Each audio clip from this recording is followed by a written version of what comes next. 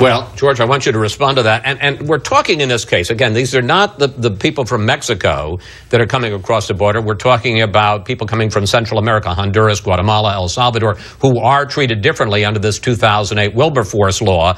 We're talking about 57,000 unaccompanied children since October who have come over the border from Central America, and tens of thousands or more of parents with children.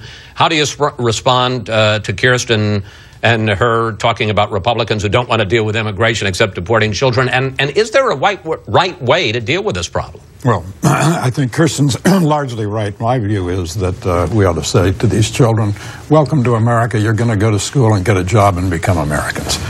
We have 3,141 counties in this country. That'd be 20 per county. The idea that we can't assimilate these 8-year-old criminals with their teddy bears is preposterous.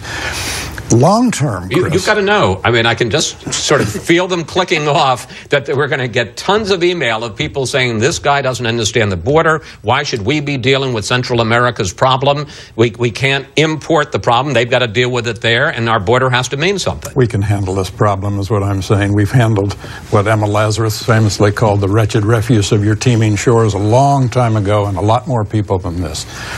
Long-term, the most effective legislation, Chris, passed concerning immigration wasn't an immigration bill at all. It was Bill Clinton's greatest act, passage of the North American Free Trade Agreement, which put the Mexican economy on the road to prosperity. We need to do something similar for the countries from which these children are fleeing, including the fact of trying to get Americans to quit consuming so much of the drugs that are imported from these countries.